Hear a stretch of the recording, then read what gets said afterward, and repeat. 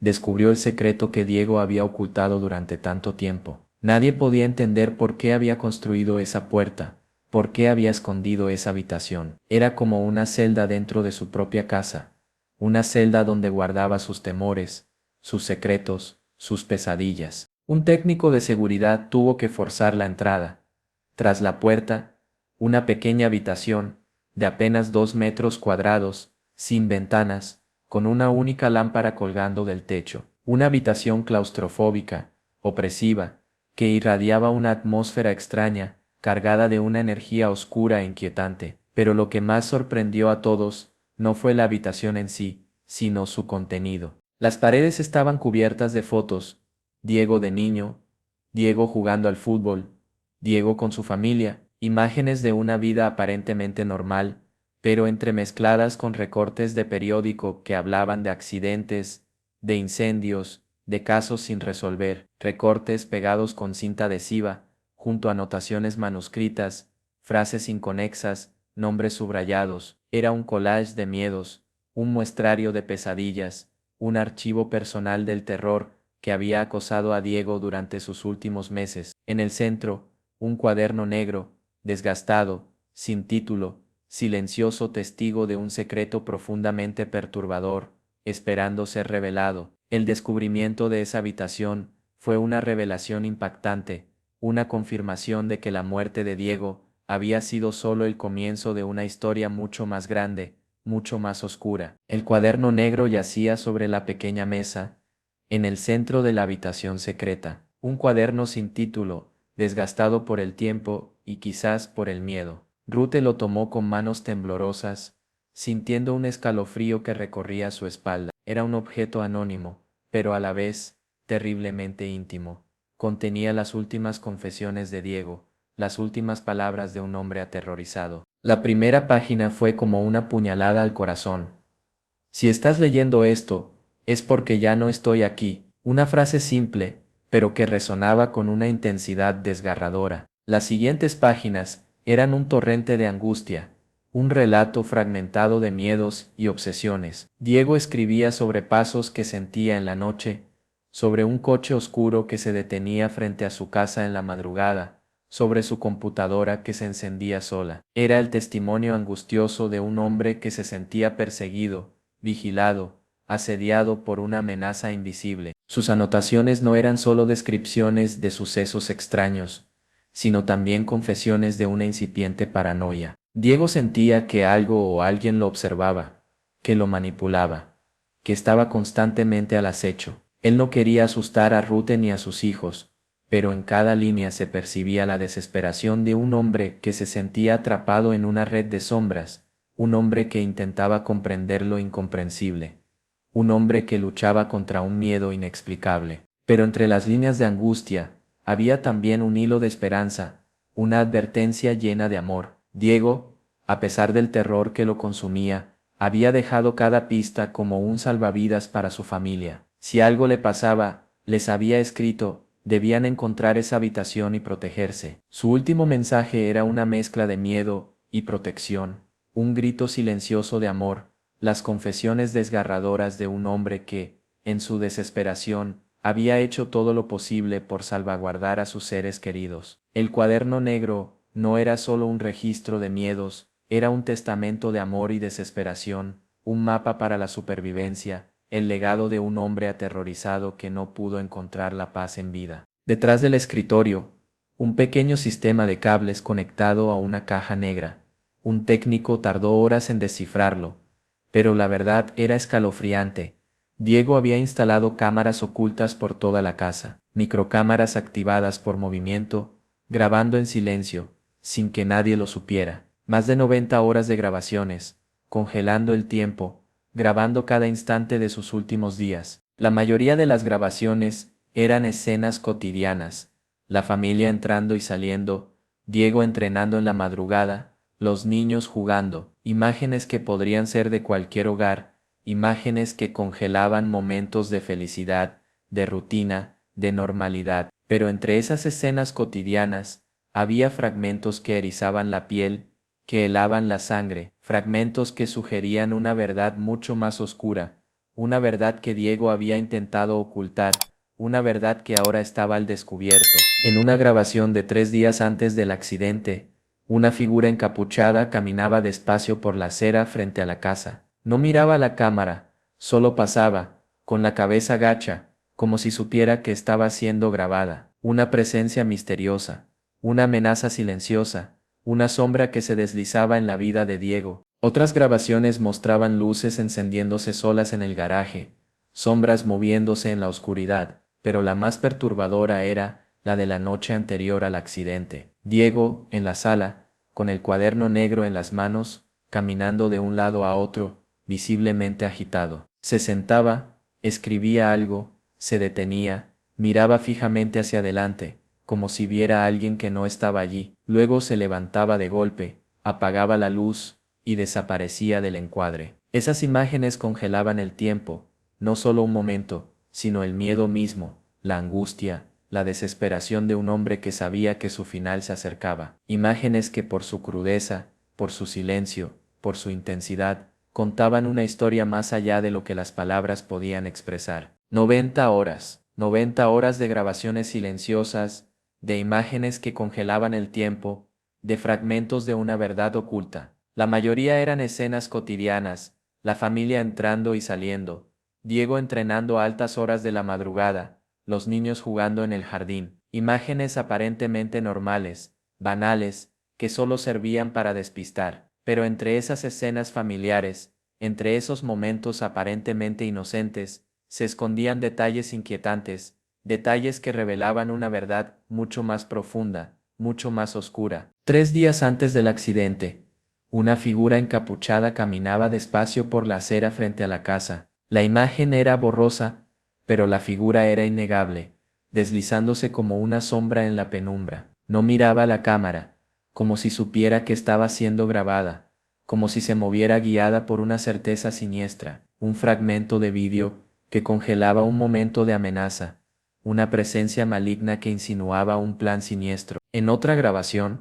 luces parpadeaban en el garaje sin explicación alguna, sombras se movían en la distancia, un baile fantasmagórico de la oscuridad. Eran imágenes que no tenían sentido fuera de contexto, pero que, vistas a través del prisma del miedo de Diego, adquirían una nueva dimensión. Eran los fantasmas de su angustia, las manifestaciones visuales de su terror, grabadas para siempre en la memoria de la cámara. Pero el fragmento más desgarrador era el de la noche anterior al accidente. Diego en la sala, con el cuaderno negro en las manos, caminando de un lado a otro, claramente agitado. Escribía, se detenía, miraba fijamente al frente, como si viera a alguien invisible, luego apagaba la luz y desaparecía. Era un instante congelado en el tiempo, la imagen misma del miedo, la desesperación, la agonía de un hombre que preveía su propio fin, un fragmento que revelaba una verdad escondida tras la fachada de una vida aparentemente normal, una verdad que solo ahora comenzaba a ser visible, unas imágenes que más allá de ser simples grabaciones, eran un testamento de su miedo, un último mensaje susurrado a través del tiempo. En la caja de madera, junto al cuaderno negro, una agenda deteriorada, y sobres con nombres desconocidos. Uno de ellos, especialmente llamativo, tenía una sola palabra escrita en la etiqueta, vestidor, un nuevo misterio dentro del misterio, una pieza que no encajaba en el rompecabezas del miedo de Diego, una nueva dirección hacia donde dirigir la mirada. El vestidor, un espacio aparentemente normal, un lugar común en cualquier dormitorio, pero que ahora se convertía en el epicentro de un nuevo enigma. ¿Qué relación tenía el vestidor con los miedos de Diego? ¿Qué secretos ocultaba ese espacio aparentemente banal, ese lugar de la vida diaria que se había convertido en una pieza clave del rompecabezas? Las grabaciones de las cámaras ocultas confirmaron las sospechas. Justo detrás de la pared donde se encontraba la habitación secreta, en el vestidor, había otra caja eléctrica. No era un simple sistema de cámaras, sino un circuito de respaldo, un sistema independiente, una redundancia que solo confirmaba el nivel de paranoia de Diego. Era como si Diego supiera que alguien, o algo, intentaba borrar sus huellas, borrar su verdad. Un técnico amigo de la familia llegó para extraer los datos de ese circuito secundario. Mientras esperaba, Rute repasaba las frases escritas por Diego en el cuaderno. No confíes en la rutina. La rutina me vigila. Un nuevo misterio flotaba en el aire. ¿Qué significaban esas palabras? ¿Qué tipo de rutina vigilaba a Diego? ¿Y qué verdades se escondían detrás de ese circuito de seguridad adicional? El misterio del vestidor se convertía en un nuevo laberinto dentro del ya complejo enigma de la muerte de Diego. Un nuevo camino que Rute estaba decidida a seguir hasta el final, sin importar el costo. La figura encapuchada. Una sombra que se movía en la oscuridad. Una presencia que acechaba en la noche.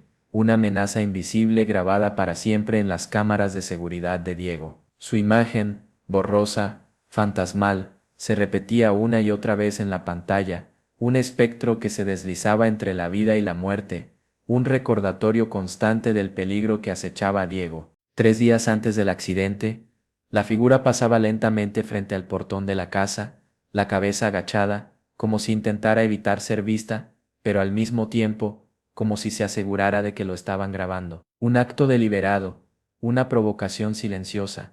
¿Quién era esa persona? ¿Qué quería? ¿Por qué se acercaba tanto a la casa de Diego? La imagen era un fragmento de una verdad oculta, una pieza clave del rompecabezas.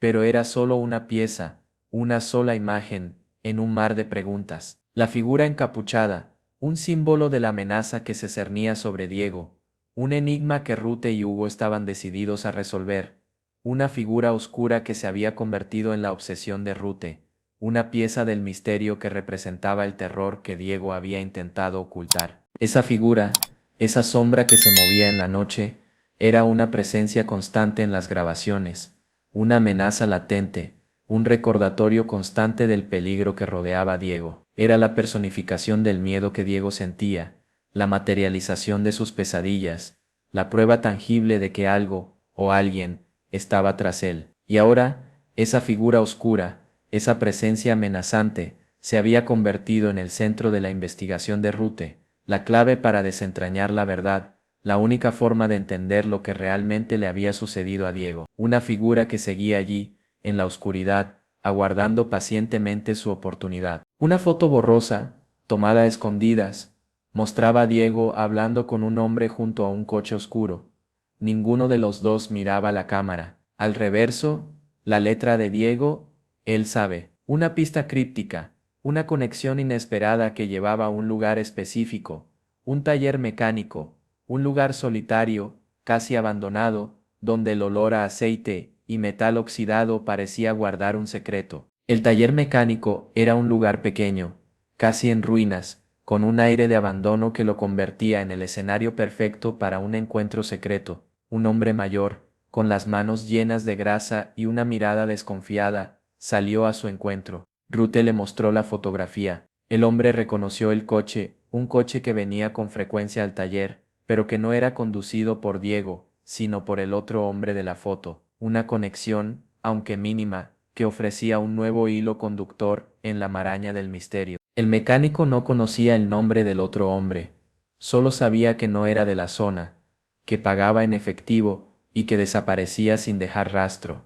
Hablaba a veces en portugués, otras veces en un idioma que el mecánico no reconocía. Su última visita había sido pocos días antes del accidente de Diego, una pista, tan fugaz como un susurro, que se desvanecía en el aire, pero que dejaba una sensación inquietante en el corazón de Rute. Una pista que no revelaba la verdad, pero que la acercaba un poco más al misterio que la envolvía. Salieron del taller con más preguntas que respuestas, con una sensación de frustración e incertidumbre, con la sensación de que la verdad seguía oculta, pero más cerca que nunca.